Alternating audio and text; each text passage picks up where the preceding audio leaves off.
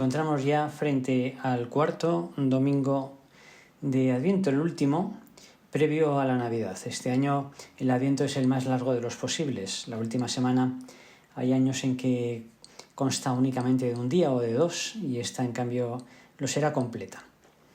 En el Evangelio de este cuarto domingo contemplamos a San José recibiendo su anunciación del ángel en pleno sueño. El enviado de Dios le explica lo que está pasando, el misterio de María, de su concepción inmaculada, de la encarnación del Redentor y cuál es el papel de José en la redención. Tiene que acoger a María, tiene que acoger al niño y tiene que ponerle el nombre, como tenía que hacer el cabeza de familia. Le pondrás por nombre Jesús, porque salvará a su pueblo de los pecados. Esta explicación del ángel, este encargo, se hace difícil a nuestros oídos contemporáneos tan autosuficientes. Entendemos que hace 2000 años los judíos anhelasen la llegada de un Redentor, de un Salvador, porque vivían en una absoluta pobreza y porque llevaban 8 siglos de dominación extranjera. Se habían ido sucediendo las potencias que invadían Israel y las sometían a su dominio. Esperaban un salvador de este tipo, social y político. El Señor pondrá muchísimo cuidado desde el principio en disipar todo tipo de dudas y afirmar que Él no era un Mesías de ese modo. Pero hoy no hemos cambiado mucho, no hemos mejorado, porque justamente estos problemas que entonces acuciaban a los judíos no los tenemos. Tenemos un gran progreso científico y tecnológico y vivimos en unas democracias, en un régimen de libertades. Y por tanto, si ellos anhelaban un Mesías político, nosotros decimos no hace falta. Pero Jesús no es un Mesías así, viene a salvar al pueblo de sus pecados. Entonces y ahora. Y en este sentido las cosas no han cambiado, sino incluso en algún aspecto han empeorado. ¿Qué ha pasado desde entonces hasta nuestros días en cuestión de vida espiritual o de pecados o de virtudes o de unión con Dios? El pecado es una herida que afecta a lo más profundo del hombre, que es el amor. El hombre se distingue de todos los demás seres justamente en su capacidad de amar, algo que no puede hacer un antílope o una rosa. Pero justamente aquí es donde se manifiesta la herida del pecado. Algo que es difícil de percibir porque el desamor es cómodo y uno se acostumbra muy fácilmente a vivir en él. Esto no es ninguna cosa extraña o difícil de experimentar. Cualquiera de nosotros vive cómodamente, un solterón empedernido voluntario, vive más cómodamente que aquel otro que en cambio pues sigue su vocación al matrimonio y se compromete y se complica la vida. El desamor en ocasiones es cómodo y por tanto se puede no percibir como una ausencia, como una carencia, como algo malo. Pero es incompatible con la felicidad, es el pequeño detalle que no hemos de perder de vista. Hoy casi hemos perdido el paladar, el gusto para la felicidad. Y tenemos un cinismo que nos viene de nuestra cultura relativista, según el cual felicidad es sinónimo de placer o de calma o de, en fin, de ir tirandillo. Con eso nos conformamos. Si hiciésemos una encuesta y preguntásemos por la calle a la gente si es feliz, el 80 o el 90% nos responderían que sí. Pero si la pregunta fuese, ¿pero es usted realmente muy, muy feliz? Casi nadie nos diría que sí. Nos contentamos con ir arrastrando los pies. Tenemos unos amores de baja intensidad, muy devaluados. Vivimos un episodio de involución en el amor. Y esto, para darse cuenta, hay que mirarlo un poco despacio. Aquí vamos a asomarnos a ello de manera muy rápida. Miremos por un momento algunas de las principales manifestaciones del amor o tipos de amor. La amistad es el amor que surge entre dos personas que poseen una cierta afinidad. Los dos practican un deporte o tienen una afición intelectual a la lectura o la filosofía o la política, y justamente aquello les une. Supongamos que además de coincidir en ese momento se van conociendo en profundidad, y supongamos también que en lugar de ceder a la tentación de asimilar al otro a las propias ideas, de convertirlo en un mueble de la propia vida, se le respeta, se intercambian opiniones, pero se quiere al otro incluso cuando tiene unos pensamientos o un estilo de vida que no compartimos. Esto es lo que se conoce como amistad. Es una relación de libertad y de respeto. Es maravillosa y es imprescindible para la felicidad. Tiene en algunos aspectos una fuerza, unas virtudes superior a la del amor conyugal, puesto que es más desinteresada, es abierta, no es exclusiva. El grupo de amigos se puede incrementar indefinidamente y es discontinua, no se tiene por qué estar constantemente juntos. De hecho, no es extraño que los amigos de la infancia o de la juventud por lo menos continúen siéndolo en la ancianidad. Bien, pues resulta que el corazón de la amistad consiste en el diálogo, en compartir ese mundo interior, la intimidad, las convicciones, los pensamientos, los ideales. Y hoy, en esta época relativista en que vivimos, todo esto ha decaído, no existe. Los niños pequeños no pueden tener amigos justo porque no tienen intimidad. Por eso cambian cada día de mejor amigo.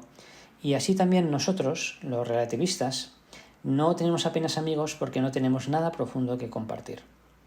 Hablamos únicamente de coches, de viajes, de hoteles, de gastronomía, de calidad de vida, de deporte, de mundial, cosas por el estilo. Pero en cambio no sobre el sentido de la vida o sobre si hay algo después, o sobre si existe o no existe un Dios, o sobre si hay una bondad y una maldad moral en las acciones. Son temas que incluso se consideran de mal gusto. Por eso nuestras amistades son tan ligeras, tan livianas, tan inconsistentes. Hoy, que no existe un tesoro interior para compartir, para la confidencia, lo hemos sustituido precisamente por esa superficialidad interior, por el lema, el imperativo de la transparencia. Hoy no hay la confidencia, no es un acto de confianza en alguien, sino que la transparencia es simplemente la manifestación de que existimos. Podemos parafrasear a Descartes diciendo hoy aparento, luego existo. Nuestras redes sociales son los lugares donde nos exhibimos. Vamos a comer a un restaurante y lo primero que hacemos es una foto al menú o al plato y lo colgamos inmediatamente en Instagram. Este afán de transparencia, de exponernos a los demás, tiene pues muchos aspectos. Byung-Chul Han es un profesional, es un mago que profundiza en esto de manera magistral. Pero tiene algo también justamente de esto, de sucedáneo de la confidencia. Como no tenemos nada importante que custodiar, no necesitamos el pudor, porque no tenemos ningún tesoro dentro. Platón dijo eso de que la amistad es compartir secretos. Entonces simplemente nos exponemos. Y esa comunicación digital, las redes, con los medios tecnológicos, tiene una respuesta que tampoco se parece nada a la escucha. La escucha es un servicio tejido de tiempo y de silencio, para hacerse cargo de lo que el otro le pasa. Mientras que la interacción, la respuesta de los medios tecnológicos es inmediata, compulsiva, táctil y reflexiva, y muy fácilmente no es auténtica. Porque no se necesita, porque la pantalla es como un biombo que me protege y puedo fingir tranquilamente. Todo en la red puede estar optimizado, puede estar manipulado, puede no ser real. En definitiva, que hemos rebajado la auténtica amistad a el contacto. Y no tiene nada que ver. Podemos tener en la agenda del teléfono 200, 500 contactos, pero es posible que no tengamos ningún buen amigo con quien hablar de temas profundos. Esos que nada más exponen a aquellos que nos pueden entender, lo van a respetar. No solo la amistad, también el amor conyugal se ha devaluado últimamente. En un grupo de amigos, si dos se enamoran, inmediatamente se nota porque se separan del grupo, les gusta estar solos, les gustaría salir no solo un ratito el fin de semana, sino todo el rato, estar juntos, y comienzan a tener también en común muchas cosas materiales, pero también proyectos, ideas, y esas son las 3 características de este tipo de amor, del amor conyugal: la unidad, la eternidad, la indisolubilidad, y la familia, el hogar, el formar un proyecto de vida. Bien, pues esto que está, así como la amistad estaba tejida de diálogo, el amor conyugal está tejido de entrega mutua para preservar al otro y para construir juntos un proyecto. Esto está totalmente devaluado también en nuestra cultura relativista de consumidores. Esto de la entrega es exactamente lo contrario de la consumición. Voy a un mercado y a satisfacer una necesidad. Por eso el deseo, que es el anhelo de poseer, de dominar, es lo contrario del amor, que es el anhelo de preservar. Hasta tal punto ha impregnado la sociedad y la cultura contemporánea esta mentalidad consumista que ya no se nos pasa por la cabeza la posibilidad de entregarnos. Hace pocas semanas, en el medio de comunicación más potente de este país, se entrevistaba a un director de cine y la periodista le decía: ¿no es verdad que la monogamia es antinatural? A lo que respondía: ciertamente, es mucho más divertido el poliamor o el amor libre, lo pasaríamos mucho mejor. Pero también es muy humano eso de querer poseer al otro, tener dominio sobre el otro. Solamente así se entiende la monogamia, como el afán de dominar, de cortar las alas al otro, de quitarle la libertad, de que sea solamente para mí, privativo. No pasa por la cabeza ya la posibilidad de entregarse al otro. Benedicto XVI explicó de manera magistral eso de que el amor, todo amor, pero muy particularmente el conyugal, se compone de 2 dimensiones. Una ascendente, llamada eros, de entusiasmo, de gozo, y otra descendente, si la primera es verdadera, si no es solamente algo emotivo, si se quiere verdaderamente el bien del otro, uno se pone a sus pies, se pone a servirlo, a entregarse a él, descendente, el ágape. Eros y ágape, esas son las 2 dimensiones del amor conyugal. Bien, hoy esto del ágape no es muy cuerdo, nos parece como que es impropio de un buen consumidor, que va siempre garantizando sus derechos y comprobándolo todo y cambiando el producto si no le satisface. Hoy las relaciones entre el hombre y la mujer se han vuelto consumistas y desechables, y de pequeños rollos de un momento, de un fin de semana, o de una regulación estricta de los derechos, deberes, horarios, posibilidades, actividades, relaciones con otro tipo de personas, etc. Pero nada que ver, por tanto, con el amor como entrega. Y esto tiene, aunque pueda resultar más racional, más previsible y más moderno, sin embargo tiene un efecto paradójico. El amor consumible produce inmediatamente desamor o infelicidad, porque la lógica del consumidor es justamente esta: compro algo por Amazon y si no me agrada se lo devuelvo inmediatamente, y en cualquier caso estoy pendiente de nuevas ofertas, mejores posibilidades. Y así dos personas que se relacionan de manera calculada siempre están comprobando si aquella relación satisface sus expectativas y si asoma por el horizonte alguna más interesante. Es decir, que la convivencia se vuelve un verdadero infierno. El amor de amistad y el amor de conyugal pues se han devaluado. El primero en contacto, el segundo en simple compañía. Otra persona, un tú, para combatir la soledad. Algo se podría decir también, mucho se podría decir, del amor social, es decir, de nuestra vocación como ciudadanos. Nos tenemos que remontar al siglo pasado, al siglo XX, para los más mayores recordar cómo hubo un tiempo en que Europa occidental, practicaba una política como arte del bien común posible, de la búsqueda, del logro del bien común. Bien común entendido como el bien de la sociedad en su conjunto y el de cada persona, cada ciudadano, en sus tres dimensiones: material, cultural y espiritual. Bueno, esto es ahora mismo ya algo romántico. Esto ha desaparecido justo a partir de la caída del telón de acero, del muro de Berlín, en que Fukuyama ya predijo que iba a ser el fin de la historia, la llegada del último hombre. Se iba a generalizar, puesto que el bloque comunista había colapsado, el régimen democrático liberal.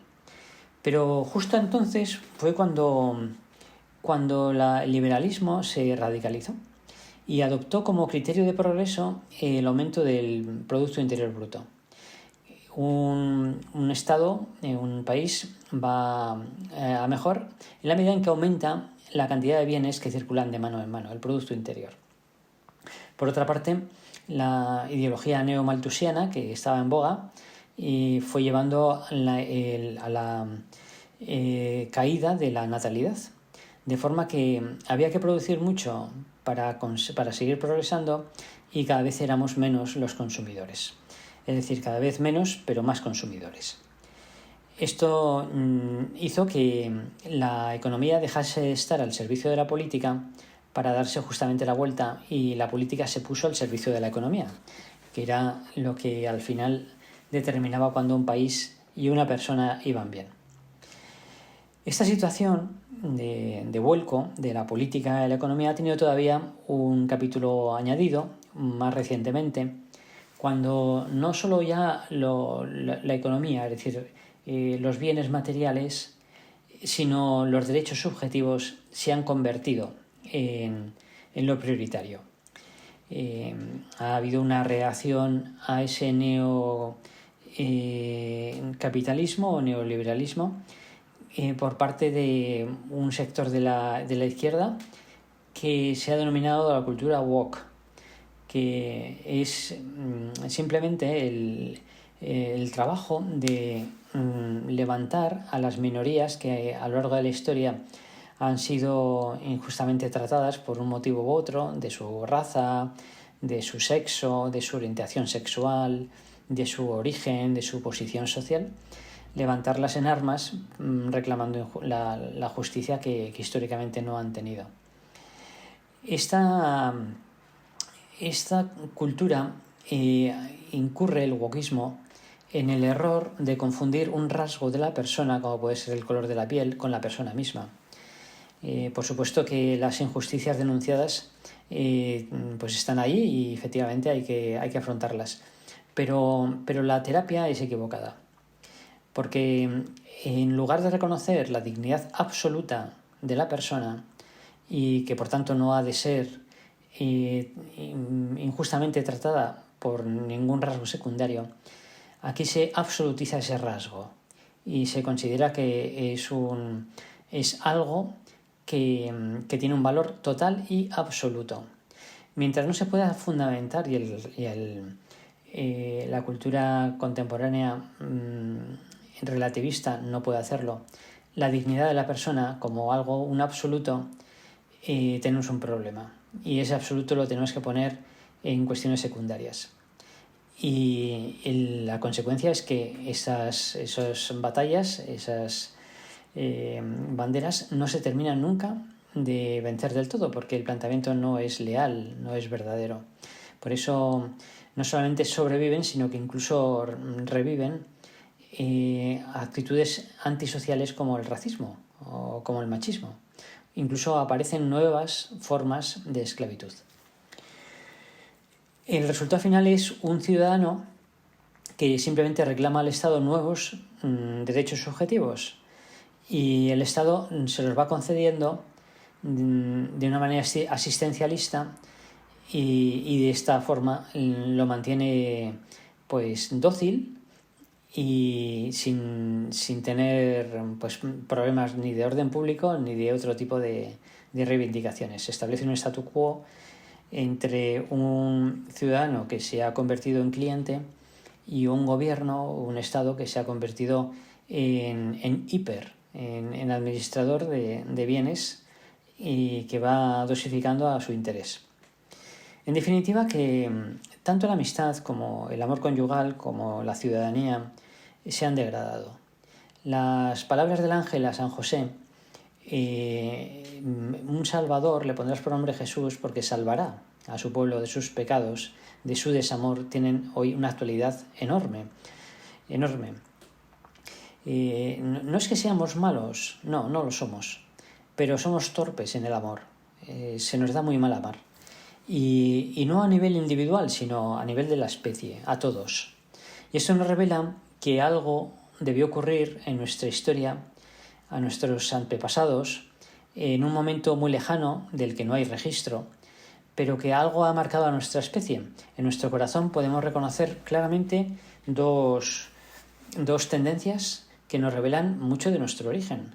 Una tendencia al amor, que manifiesta que hemos sido creados a imagen de Dios, por Dios, amor, ahí están las huellas dactilares de Dios, y una dificultad para amar, que significa que algo ha pasado, y algo no de tipo biológico, sino de tipo espiritual, libre, porque la evolución no lo ha solucionado. Es más, quizá hoy amamos menos, peor, por lo que acabo de decir, que hace quizá pues 1, 2 o 3 siglos. Esto, como digo, no es culpa, no es voluntario, es un corazón herido. Y lo padecemos nosotros especialmente, los primeros, en forma de soledad. Una cuarta parte de las viviendas españolas son monopersonales. Lo padecemos en forma de enfermedades neuronales, porque la soledad y el desamor son profundísimamente antinaturales. España es el país del mundo con un mayor consumo en absoluto, no relativo, sino absoluto, de antidepresivos y de ansiolíticos. Tenemos problemas. Incluso no somos felices y esto tiene una explicación. La felicidad es un deseo racional. Es algo que se puede no solamente sentir, sino también explicar.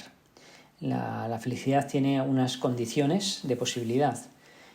Consiste básicamente en el buen funcionamiento de las facultades o las dimensiones principales de la persona, como son la salud, la relación social, el amor, el trabajo, las cualidades o talentos personales y la trascendencia, principalmente.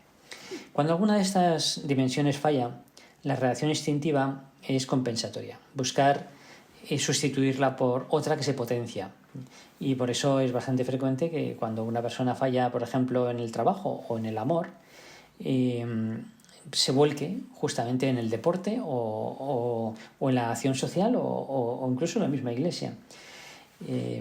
Pero esta reacción, siendo instintiva, es muy errónea, porque cada dimensión de la persona es importante y no la puede suplir otra.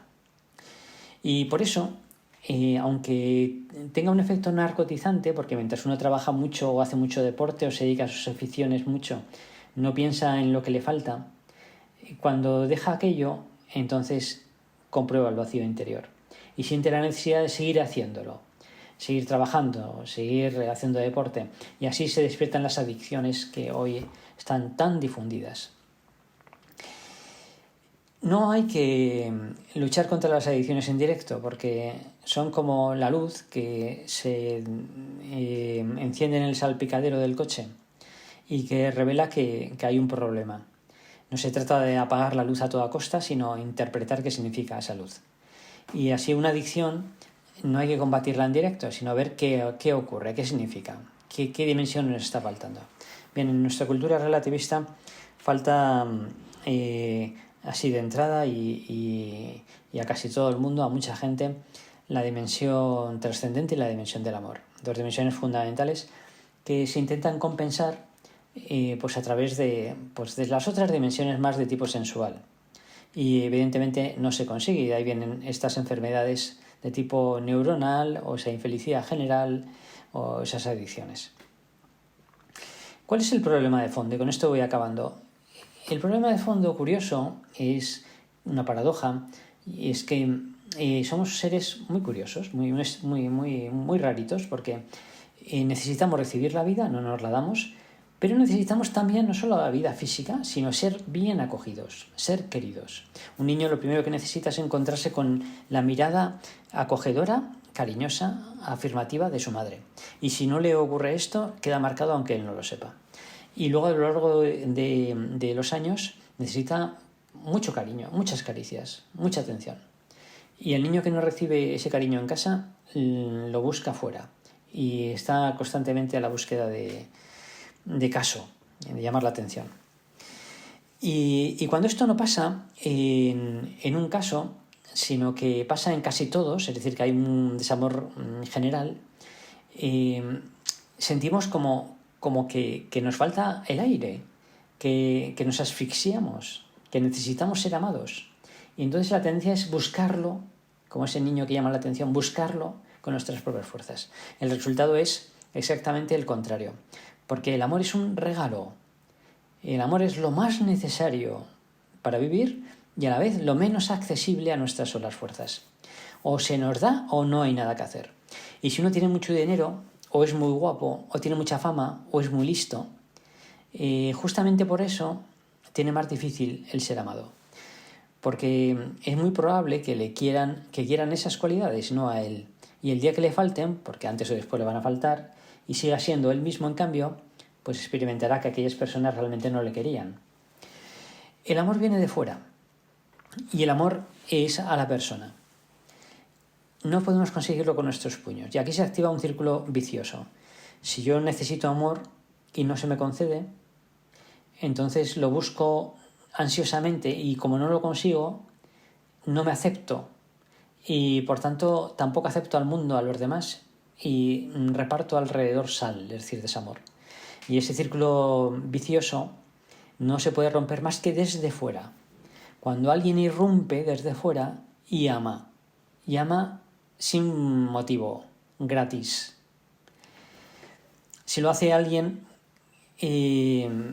pues una persona, como cualquiera de nosotros, razón tendríamos para sospechar que aquello es un error, que nos ama porque no nos conoce en el fondo, que no se asoma a nuestro corazón, porque si lo hiciese comprobaría qué tipo de pensamientos, de sentimientos, de reacciones, de vicios existen ahí, cómo no somos dignos de su amor. Y esta es la gran noticia de la Navidad. Dios, que nos conoce mejor que nosotros mismos, que no se puede engañar, nos ha dicho, vale la pena morir por ti, vale la pena nacer por ti. Ha venido al mundo a buscarnos. Y este es el mensaje de la Navidad. Y esto es lo que el ángel le dijo a San José aquella noche. Ponle por nombre Jesús porque salvará a su pueblo de sus pecados, es decir, de sus desamores. Por eso tenemos que contemplar mucho estas Navidades al niño en Belén para llenar el propio corazón, para comprobar lo increíble, y es que Dios me quiera tal como soy hasta el final, hasta hacerse uno de los nuestros, hasta venir a buscarme. A partir de aquí mi autoestima se activa y soy capaz entonces de querer a los demás y esos a su vez activan su autoestima y son capaces de querer a otros más. Y así se da inicio a una cadena de amor que puede cambiar el mundo. Por eso es tiempo para caer en la cuenta de hasta qué punto es importante la Navidad. No es una fiesta un poco infantil, un poco superada, un poco melosa, dulzurrona, sino que es la buena noticia, es lo más necesario, porque el amor es el regalo perfecto, el niño es el regalo perfecto. Es Dios que se nos da sin merecerlo, para transmitirnos este mensaje imprescindible para vivir y para amar a otros. Vales mucho. No puedo, no quiero vivir sin ti. Te amo hasta la última gota de mi sangre.